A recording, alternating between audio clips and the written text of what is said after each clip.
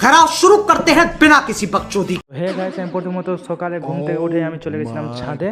হঠাৎই মনে পড়ে আজকে আমার এক্সাম, তো এবার কি করা যায়। जिस राह पे तुम चल रहे हो बेटा, एक दिन बुरी तरह फंसोगे। তো আমি চা খেয়ে তাড়াতাড়ি রেডি হয়ে, তো ছাপড়ির মতন একটু লুক দিয়ে রেডি হয়ে গেলাম। এবার ছাপড়ির মতন হয়ে তারপরে আমি 2 টাকাওয়ালা জুতা পরেই আমি বেরিয়ে গেলাম। अरे कहना क्या चाहते हो? তারপরে তো মনে হচ্ছে গালেকে পটি করে দিল। তো চলে আসলো আমার 8 কোটি টাকার বাস। अभी मैं गाली नहीं दे सकता। नहीं गाली नहीं देना। তো এবার বাসওয়ালা কাকুটাকে একটু মোটিভেট করছে, ও এদিকে এদিকে এদিকে, ও এদিকে ওদিকে চল, ও এদিকে হারে। चलो भाई।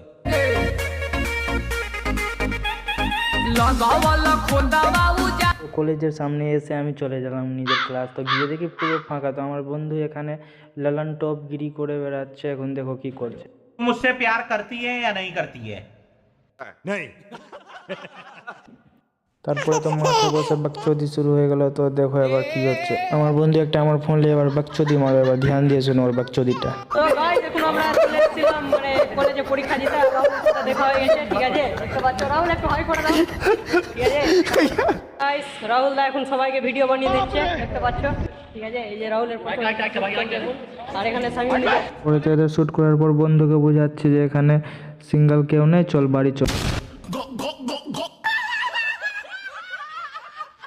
তারপরে তো চললাম বাড়ির দিকে। গিয়ে তো বাস ধরলাম গিয়ে। তেরি বিচ্ছিলে বিচ্ছিলে বিচ্ছিলে। तू समझा? हाँ।